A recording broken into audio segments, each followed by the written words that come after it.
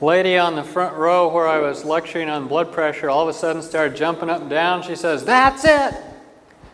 And I looked at her and she says, "That's it!" And I said, "What's it?" And she says, "I've just been talking about drinking water and helping your blood pressure." And she says, "Last week, my mother called me." Now this lady was probably in her 60s, so I figured her mother was quite a bit older.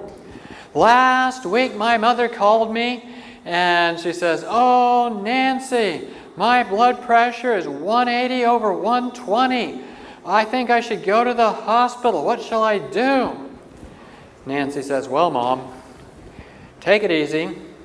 Get yourself 3 big glasses of water and drink them.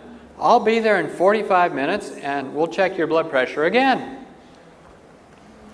Well, in 45 minutes, Nancy went to her mom's house and she checked her blood pressure and it was down to normal after 3 big glasses of water. It's very interesting. If you don't have enough blood volume from water, then it's very hard for your heart to pump the blood to the top of your head. Some of you know this when you get up too fast and you black out. No blood making it to the top of your head. Well, since it's hard to get the blood to the top of your head, your heart has to beat faster and your blood vessels have to tighten up to squeeze the blood up to the top of your head like squeezing a toothpaste tube. And then your blood pressure makes it so your blood makes it to the top of your head. Well, then you go to your doctor and he checks your blood pressure. "Oh, I'm afraid you're starting to get high blood pressure. Here you are in your 50s or 60s, and most people in their 50s or 60s start experiencing blood pressure going up, and I'm going to be easy on you. I like to start with pills that are, not too strong. So I'm going to put you on a water pill, a diuretic." "Oh, wait a minute. The reason I have trouble getting the blood to the top of my head is because I'm low on water, but I just got a water pill, which means I pee off my excess, but there's no excess, my excess water." Well, so you go home and now the blood volume's even lower, so the heart pumps faster and the blood vessels tighten up tighter and it keeps the blood going to the top of your head. And in 3 weeks you go back to your doctor and they check your blood pressure again and, "Oh, your blood pressure's still up. Well, I was hoping a water pill would work for you, but it looks like we're going to have to try something stronger. Your heart's going so fast, we better give you a beta blocker. A beta blocker will slow your heart down." "Oh, okay." So you head home and you take your beta blocker pill. It slows your heart down. And now your heart can't compensate for your dehydration. So all the blood vessels tighten up even tighter, really tight, to get the blood to go to the top of your head. Then you go back to your doctor and checks the blood pressure again. "Oh, blood pressure's still up. Well, I have lots of patients on 3 blood pressure medications. Next blood pressure medication we better give you is a calcium channel blocker." "What's a calcium channel blocker do?" "It relaxes all the blood vessels." Anyway, the point is, all for a drink of water, huh? And a lot of people are dehydrated and they're not drinking their water and they end up with high blood pressure. Some people get too low blood pressure too from not drinking their water. Dehydration, they say 80% of Australians are dehydrated. 80%. That means 4 out of 5, if we went around the room and counted 1, 2, 3, 4, 5, 1 in 5 would have drunk enough water. There's a big problem with high blood pressure around the globe. 1 billion people worldwide are known to have high blood pressure. So we have to understand how to deal with it. So why do we need to know about high blood pressure? Because we might be getting it. Now, I'm going to talk about natural blood pressure control. With natural blood pressure control, we use good food, pure water, vigorous exercise, and that way you feel better, feel good, have real joy, more energy, better self-esteem. All things are better when you control it naturally. There's a lot of side effects to the pills. People end up with depression. They end up with other problems from the pills. So why should I be talking about it? Well, I specialize in lifestyle medicine. I've been studying lifestyle medicine now for about 15 years. I used to treat things the normal way. Here I am with one of my patients in my office back when I was practicing regular type medicine. And I find that people who follow a natural program can get over these diseases without the side effects, and they're better off for it. So let's talk about high blood pressure and the optimal lifestyle it would take to produce healthy, natural blood pressure. And that way, by the end of this talk, I hope you'll have a good idea of what good blood pressure is and the natural remedies that you can use or lifestyle changes to bring your blood pressure into a normal, healthy blood pressure. Why do we have blood pressure? Well, it's because we have cells all through our body that need oxygen. In your fingertips, in your hands, in your brain, in your kidneys. Everywhere needs oxygen. And so you need good blood pressure. And if you have good blood pressure, then your brain gets plenty of oxygen. And if you have good blood pressure, then your heart blood vessels get plenty of oxygen. And this is very important because if your tissue quits getting oxygen, then your blood has to work harder. You need more blood flowing by it. And so part of the problem why people get high blood pressure is because they're doing things that's stopping good oxygenation of the tissues. We'll be talking about some of those. For example, if you're eating too much oil in your diet, the oxygen in your blood goes down.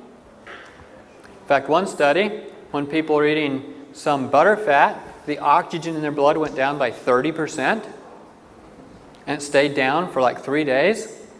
So if you're not getting good oxygen to your tissues, your heart's going to have to pump more blood by that tissue in order to have good oxygenation. Also, in order for the blood to get to the tissues, you have to have free flow of the blood. The blood has to go there without any resistance. We'll be talking about things that cause resistance to blood flow. And then there's the psychological issues. I mean, if you're always afraid that the lion's going to eat you and you're always running. We're not out in Africa and we don't have lions, but sometimes our boss is the lion. But you can't get away from your boss, at least if you want a paycheck. And so the stress is there, and the stress is what raises blood pressure too. So we'll be talking about stress as well. So in overview, we'll talk about dietary choices, we'll talk about lifestyle habits, and we'll talk about psychological well-being and their impact on your blood pressure. And we want good, healthy blood pressure, not necessarily the lowest blood pressure, but certainly not high blood pressure. Now, there are unfavorable things you can do in your diet, and I did mention that to begin with, that if somebody has a lot of oil in their diet, be it fat from animals, be it fat from coconut oil, olive oil, Crisco, margarine, peanut butter, whatever the high-fat food is, it tends to coat everything inside of you with some fat, and the oxygen doesn't get to the cells as good. And since the oxygen isn't getting to the cells as good, then you're having trouble distributing the oxygen through the rest of the body. So you want to be aware of this and make sure that you're not getting too much fat in the diet. The other thing is that fat raises your cholesterol and it thickens your blood. And thick blood is hard to pump. And so you don't want your blood to be too thick. So when you think about good food, don't think high-fat food. Think about food that's natural. The next thing I want to mention is sugar. Sugars tend to cause all the little red blood cells to stick together in chains. Those chains are hard to pump through the blood vessels. So up goes the blood pressure. So be aware of that. Now you've heard that salt causes high blood pressure. Everybody seems to know that, and we'll touch more on that as we go along. But salt causes high blood pressure in several different ways. One, yes, it causes you to retain fluid, too much blood volume. So that means more blood into the heart and more blood out of the heart and a higher blood pressure. But it also inflames all the blood vessels. People who suffer from autoimmune diseases often have inflammation in their blood vessels. One very common inflammation of the blood vessels disease is lupus, systemic lupus erythematosus. Lupus is just inflamed blood vessels, especially people's cheeks will show it, but that can happen from salt. Salt inflames blood vessels. And then you get high blood pressure. The last thing is different types of meats will definitely raise your blood pressure. These products raise your risk of high blood pressure by 6 times. In other words, a meat eater has 6 times the risk of hypertension as somebody who eats fruits and vegetables. We're going to go on now and talk about ways to get your blood pressure down. And the blood pressure down is a very important aspect of this, and this has to do with your blood vessels relaxing when they should. So what makes your blood vessels relax? Well, in your blood vessels, there are receptors for nitric oxide. Nitric oxide is a molecule that will make your blood vessels so that they open up and let more blood through. Different parts of your diet, though, will make your blood vessels either more or less responsive to nitric oxide. The thing that makes your blood vessels so they're much more responsive to nitric oxide is lots of fresh fruits and vegetables. Fresh fruits and vegetables are beneficial in this regard. And it's interesting to look at how fresh fruits and vegetables affect your risk of hypertension. Here's from the Adventist Health Study. Big study done out at Loma Linda on Seventh-day Adventists around America. And they put them into 5 categories. They said carnivores had a very high risk of high blood pressure. And that's represented here by the red bar. People who ate more fruits and vegetables but still ate meat had a lower risk. And then those whose only meat was fish but ate fruits and vegetables had a lower risk. Those who were vegetarian, except for they used milk and eggs, had a lower risk yet. But the people who had the lowest risk of high blood pressure were those that were on a plant-based diet. So you look at a chart like this and you decide which risk profile you'd like to entertain, and then you choose the diet that will achieve that risk profile for you. Now, looking at fruits and vegetables, there are certain ones that are especially helpful, such as green leafy vegetables. They're high in potassium. Potassium lowers your blood pressure. Spinach has lots of folate, which is beneficial. Celery. A lot of people have found celery to be beneficial. Eat it, or even juicing it will lower blood pressure. And then there's carrots and ginger and broccoli. They help relax the blood vessels. And so this is going to give you lower blood pressure. Beets and basil are good. Garlic is a commonly used supplement by people trying to use natural means to get their blood pressure down. And onions, in one study, raw but not cooked, were very beneficial. So I found that to be an interesting sideline there. Vegetables as well, but there's also fruits. And eggplant and tomatoes are ones that have been studied and showed the lower blood pressure. Pumpkin and squash because of the potassium. Cranberries work like a popular blood pressure medication called an ACE inhibitor. Apple a day has been shown to work. Pomegranates, grapefruits. Grapefruit helps your blood to be more slippery, if you please, flow more easily. And olives act like a calcium channel blocker. You wouldn't want too much salt with your olives, but olives have that benefit. So that's fruits. We started with vegetables, fruits. What else do we want to look at? How about grains? How about white bread? Well, not white bread. In the studies, people who eat refined flour like white bread have a 69% higher risk of high blood pressure. Those who eat whole grains have a 23% lower risk of high blood pressure, which really means the difference is about 92% if you switched from refined grains to whole grains. People don't realize that when they get pasta, it's usually white flour. People don't realize when they get rice, they're usually getting white rice. And so you want to make sure you're getting wholemeal bread, get wholemeal pasta, getting brown rice instead of white rice. It makes a difference for your blood pressure anyway. And when we look at people who have eaten a traditional diet for generations, one of the places they studied this was out in Brazil.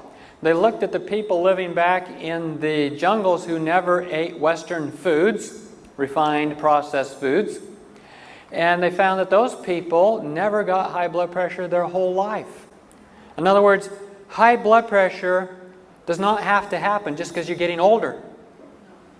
It's only a consequence of what you have done to your body.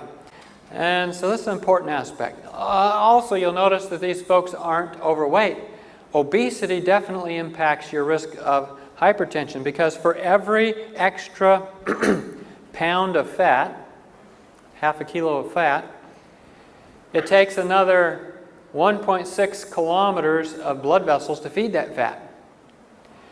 And so it's going to take more blood. It's going to take more pressure. And so more body, the heart stays the same size.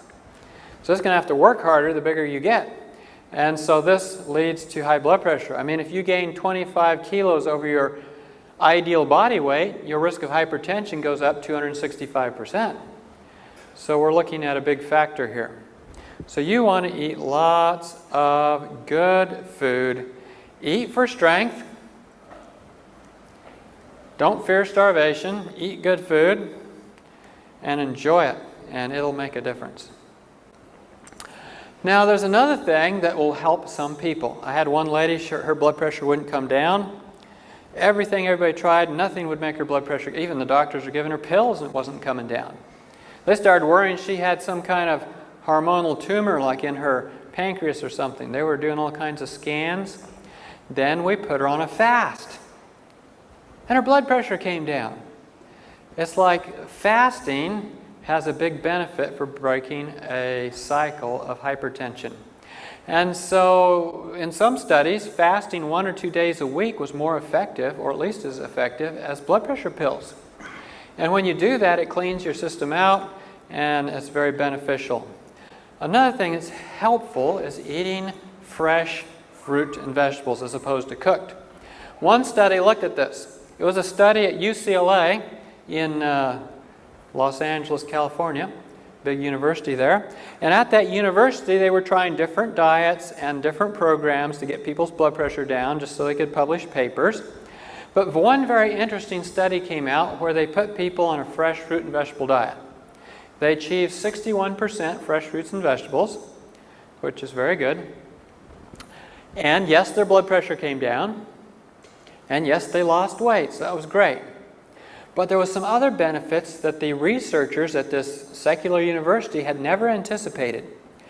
Other things that happened to these people that really shocked them. And they said in their discussion, they said serendipitously, 80% of those in this study who smoked tobacco or drank alcohol abstained spontaneously.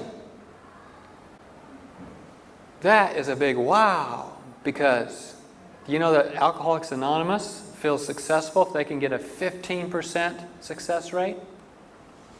But here we have eating fresh fruits and vegetables and you have an 80% success rate.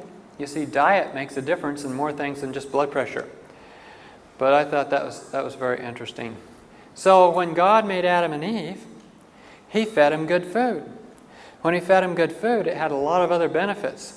It's interesting that Psalm says, "Thou openest thy hand and satisfiest the desire of every living thing." How many here have cats? Isn't it interesting when you go to feed a cat? They don't move their eyes a lot, they move their head, but they follow you as you're carrying that dish. And, well, it's kind of like the eyes of all of us looking to God for our food.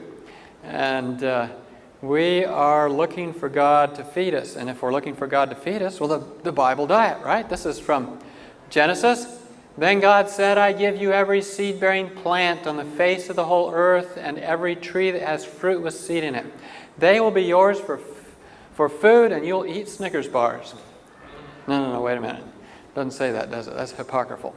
All right. "And you will eat the plants of the field." There's God's diet. And when we follow God's diet, we get healthy. That's the diet Adam and Eve had. That's the diet that we expect in the future. And so in heaven, the diet of heaven, because in heaven they won't hurt nor destroy. God and Jesus aren't going to go out on a kangaroo hunt. He'll wipe away all tears from everybody's eyes, and we'll eat the fruit of the tree of life. Yes, the tree of life. Notice the tree of life doesn't have hamburgers hanging on it. It has fruit. And the lion will lay down with the lamb, as we have pictured here, and there won't be any problems. And so I'm going to go away from diet for a little bit here. And we want to make sure that we understand that some things we do in our lifestyle can make a difference. And so high blood pressure can affect your whole body. Not just your stomach, not just your heart, but definitely your heart. People who have high blood pressure are much more likely to have heart disease. Heart disease is like coronary artery disease. It can be like congestive heart failure. The heart wears out. You overwork the pump and you're in trouble. It can also affect your brain, like with a stroke. Too much pressure and you blow out a blood vessel. Also with Alzheimer's. Oh, does anybody here remember what Alzheimer's was? Oh yes, okay. Can't remember that one, okay. Another thing that it affects is your eyesight. People with high blood pressure get macular degeneration. It's where you can't see right in the middle where you'd like to see. And the other organ that's especially affected by high blood pressure is your kidneys. In fact, I had a classmate in college who went with me to medical school. He had to have a kidney transplant because he always had high blood pressure and his kidneys wore out. And so he had a serious operation. So it affects your whole body. So we need to talk about the whole body. And let's talk about some substances. You know there's something you can take that'll make your blood pressure high all the time? Who was talking to me about their low blood pressure? There are some things you can do that aren't good, and that would be drink caffeine. Caffeine, well, what caffeine does is it mimics the fight-flight reflexes in your body. Fight-flight is so you can run away when the lion's chasing you. But when you drink caffeine, it raises your blood pressure so you can run away from a lion, but if there's no lion there, you just have high blood pressure for nothing. And so keep that in mind. Tobacco does the same thing. On the other hand, people who stop smoking reduce their risk of high blood pressure. And so that's important. And while we're talking about those things, we might as well talk about alcohol. There's a linear relationship between alcohol and blood pressure. The more you drink, the higher your blood pressure goes. And so alcohol is not a beneficial substance for lowering blood pressure. But as we start out our talk with, there is something that helps, and that is water. Well, how much water should I drink? Some people go by how tall they are, how much they weigh.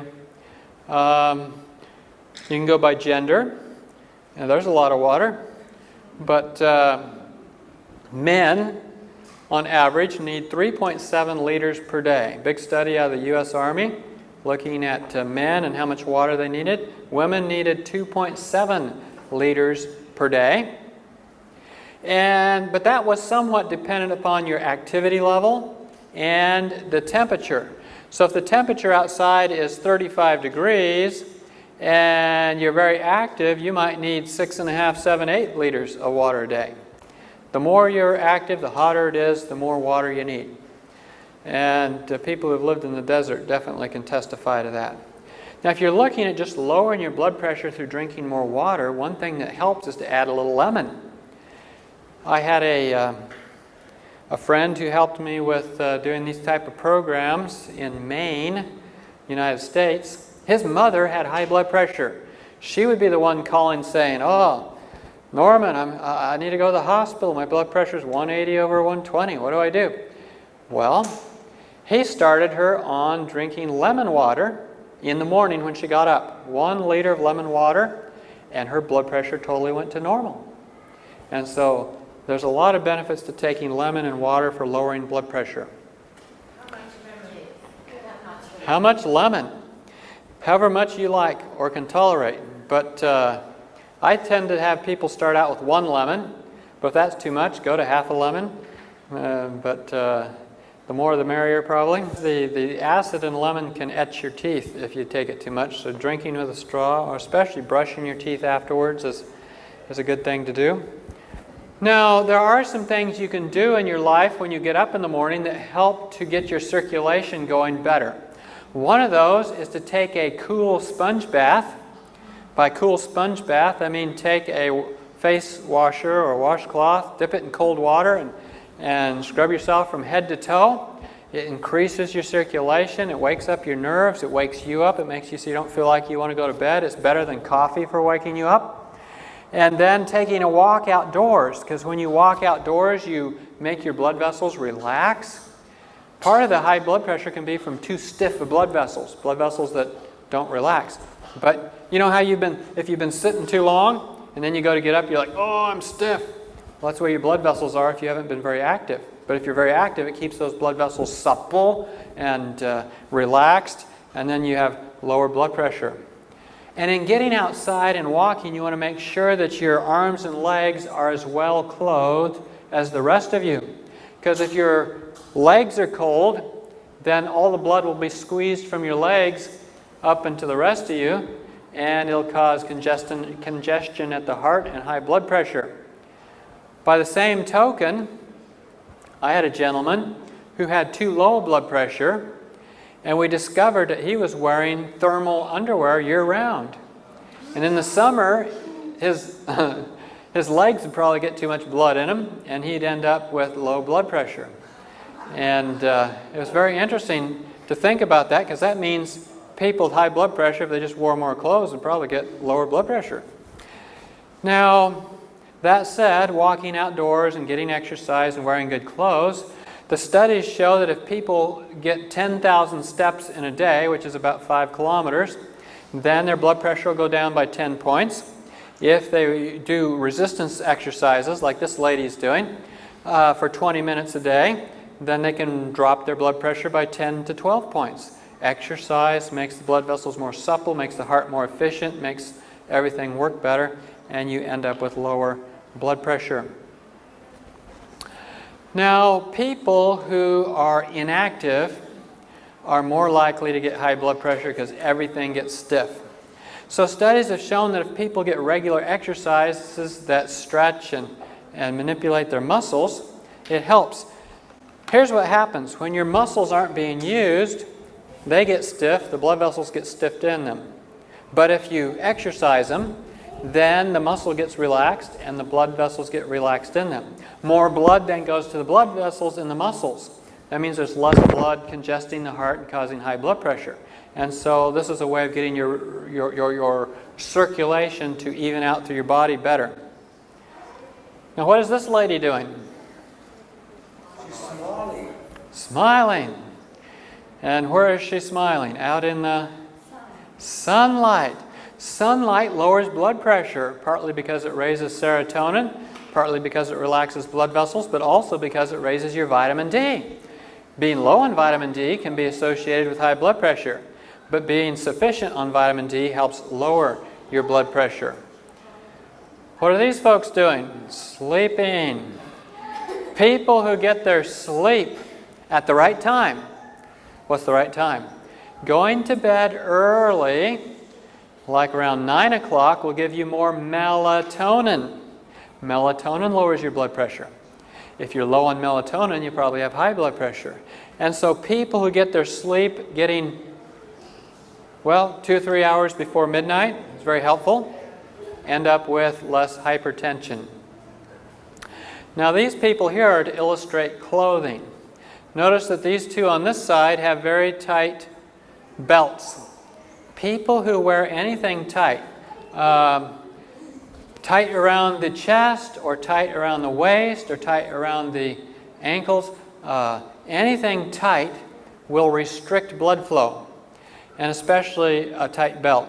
Studies have been done in Japan on different belts and tightnesses, and it makes a difference as to whether or not the person had other health problems, including high blood pressure.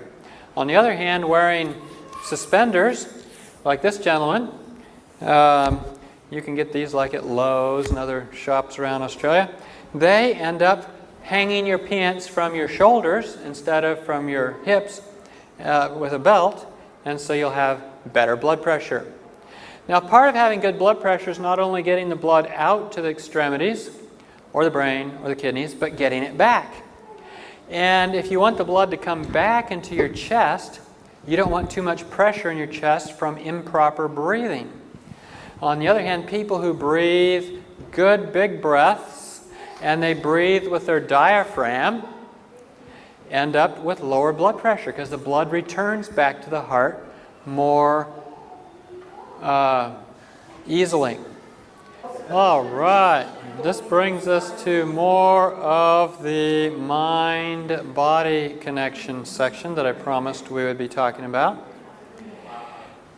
And there's an intimate relationship between your brain and your body. Not only are they in the same skin, but they affect one another dramatically. In fact, when we look at things that cause major stress, such as national disasters, researchers have discovered that in the wake of a national disaster, there'll be more people get high blood pressure. Just the stress of things going on. You had, right now we have droughts, but sometimes there's floods, sometimes there's hurricanes, sometimes there's fires, like the Black Saturday fire down in Victoria. But this is part of the problem, is stress. Is it going to get better? Well, not according to Mark. Mark says that for nation shall rise against nation and kingdom against kingdom, and there shall be earthquakes in divers places, and there shall be famines and troubles. These are the beginnings of sorrows. And so we expect more natural disasters. So there'll be more high blood pressure. And there's one person that can help us with dealing with high blood pressure through stress. So do not start worrying, we're told. Where will my food come from? Or my drink, or my clothes? This is today's English version. Where will I get my clothes? These are the things the pagans are always concerned about. Your Father in heaven knows that you need all these things. Instead, be concerned above everything else with the kingdom of God and with what He requires of you, and He will provide you with all these other things. So, do you worry about tomorrow? It will have enough worries of its own. There is no need to add to the troubles each day brings. Isn't that good advice? Just live in day-tight compartments. Just live today. Don't live tomorrow yet. It isn't here. Don't live in the past. It's gone. Just take one day at a time and keep moving on. Stress management.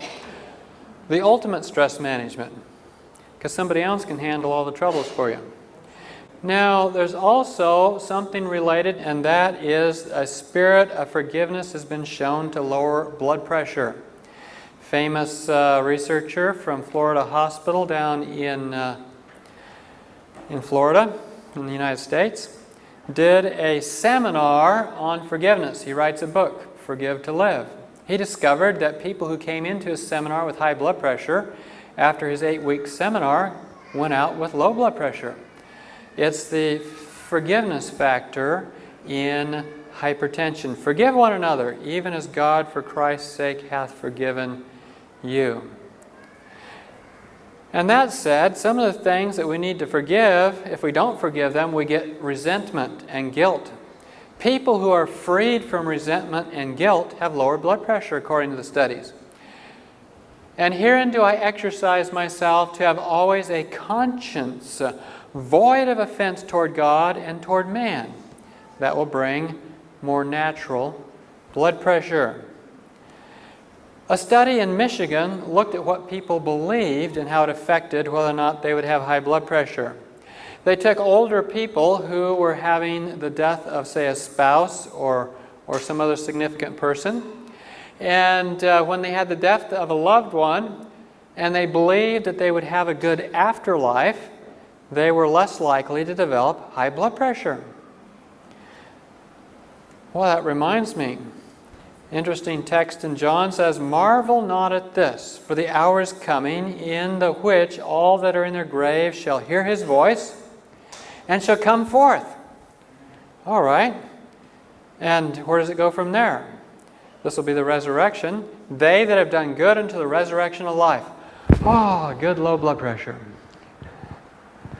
But the rest of it isn't so good. And they that have done evil unto the resurrection of damnation. Oh, high blood pressure.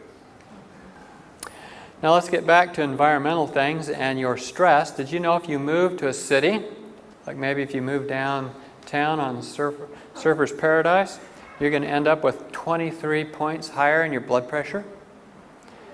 Isn't that amazing? 23 points higher for moving to the big city. It makes a difference. There's a lot of reasons that we won't get into. But that is in contrast with going outdoors. Walking outdoors amongst trees and flowers and the other wonders of God's great nature, lower your blood pressure. They did a study on this one in Japan also. And they found that if they sent them out into the countryside, that's really our ecological niche, isn't it? God created us, put us in the garden. Well, that's where we do real well.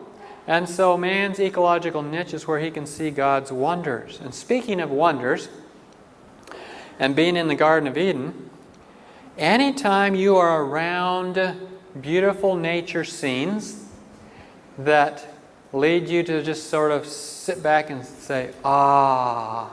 You ever heard of the awe experience? Wow, look at this mountain. Wow, look at this meadow. Look at these flowers. Look at these stars. Look at the ocean. This experience of awe has been shown to promote physical and mental health. It's also been shown to reduce people's blood pressure. Going out and looking at something bigger and grander than yourself. Something that calls, people who do that have more humility. It's a positive influence on their character. There's a famous American president who used to go out and look at the stars.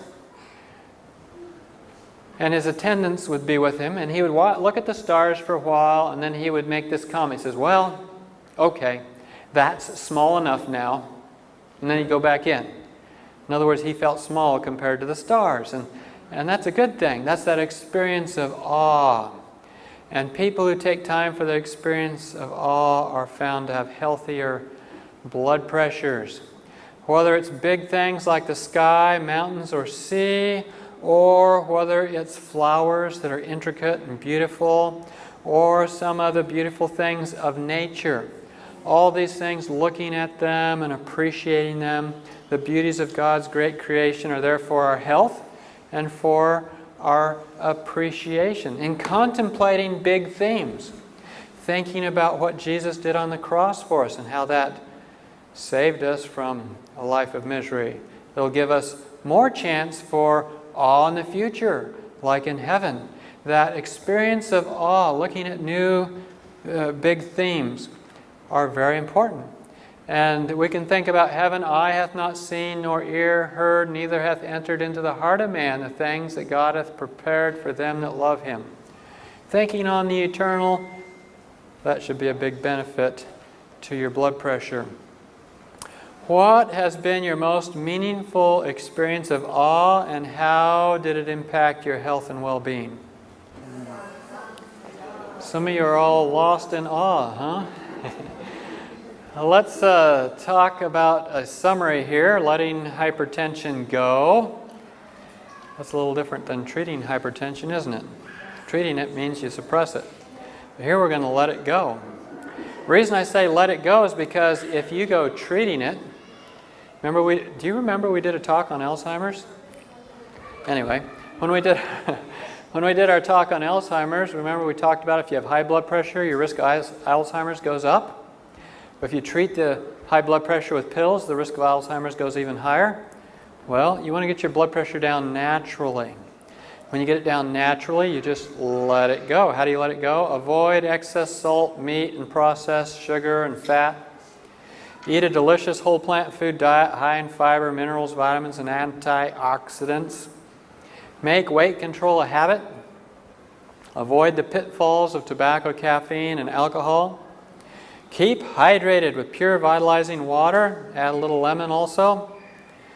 Take regular time for enjoyable exercise in the awe of the great outdoors, far from traffic, pollution, and stressful crowds. Get plenty of warm sunshine and fresh, invigorating air. Guard your sleep and evaluate its quality for effectiveness. Contemplate the bliss of heaven and the marvels of redeeming grace. And let God know you need Him to release you from stress, guilt, fear, and hypertension. Rely on Him for guidance as you come more into line with His original plan for diet and lifestyle. In summary, as you adopt a healthy diet, your blood pressure will respond positively. Good lifestyle habits will ensure good circulation. Psychological rest and peace will be reflected in a calm pulse, a steady heartbeat, and a healthy blood pressure.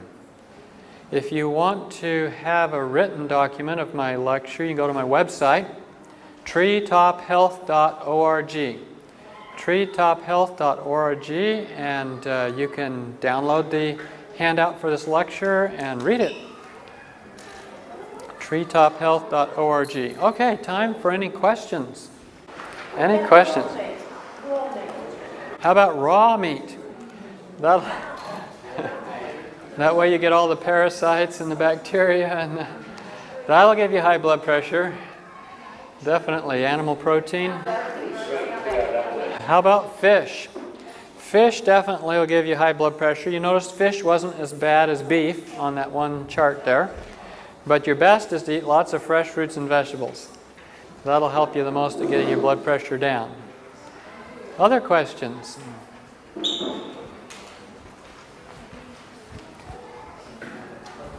Heart or atherosclerosis.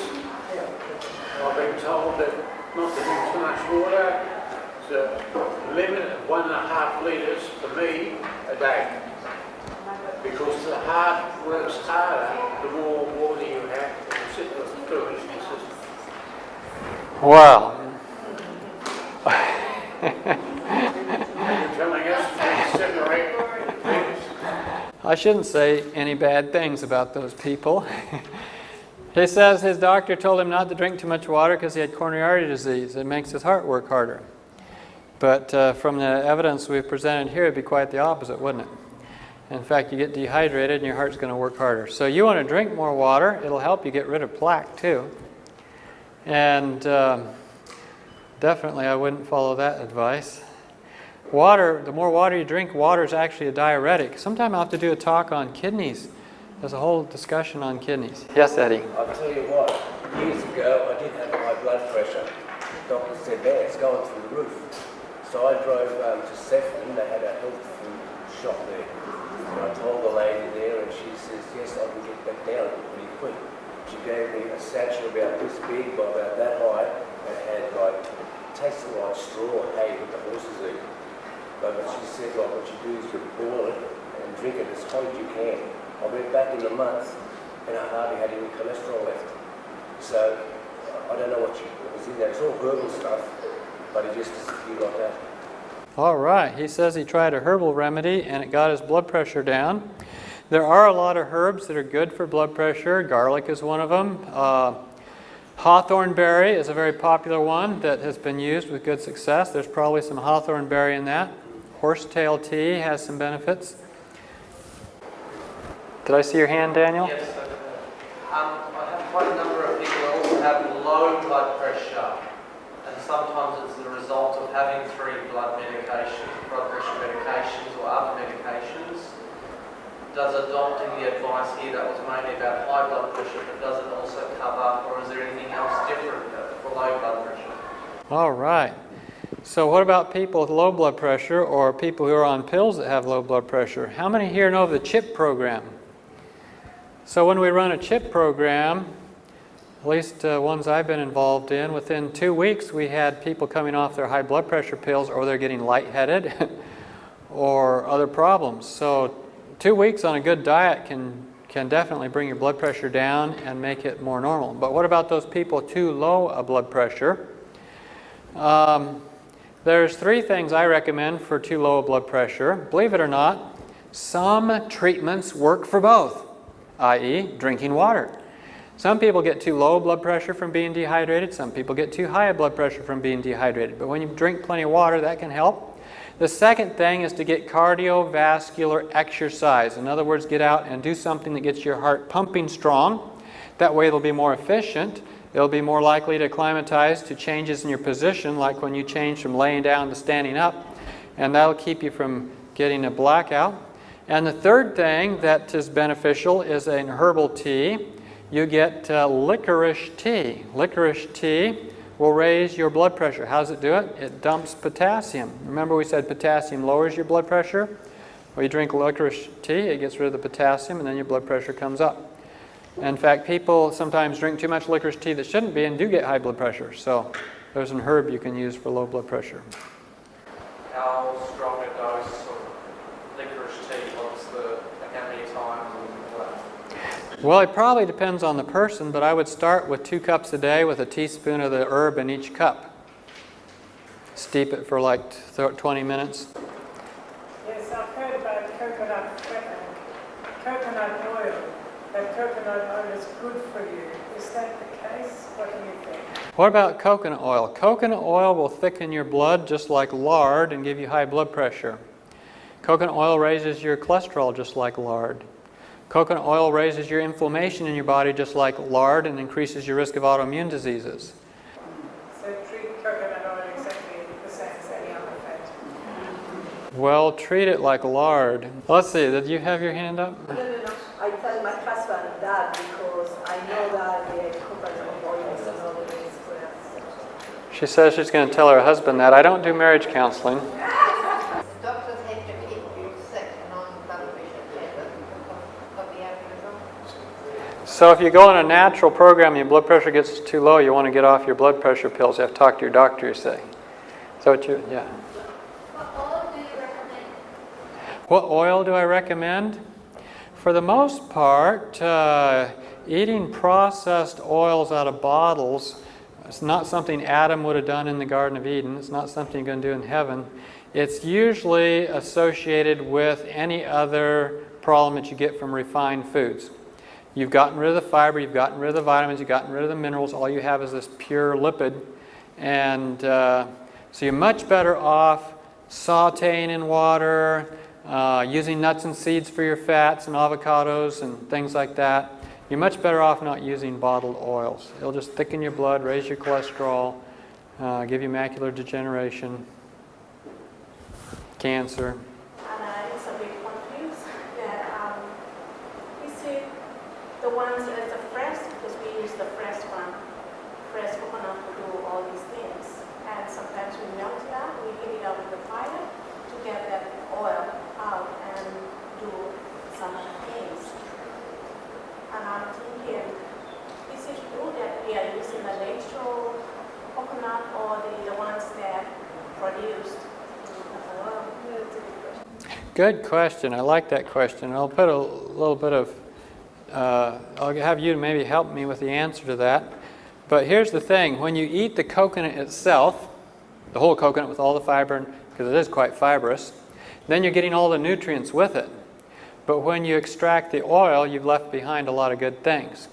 Now, when you make coconut oil, how many coconuts does it take to make a liter of oil? That's a lot. That's a lot. That's a lot. I remember doing this. We did this. We had to, coconuts are about this big before you take the husks off. And we had like half of the front of this room covered on the ground in the front yard with coconuts. And we went through and broke all those coconuts open, husked them, and then boiled it down. We got about a liter of oil. So it took lots of coconuts to do this. So you're looking at a very refined food. But then we put it in a jar, and we put it in the house, and there was air conditioning in the house.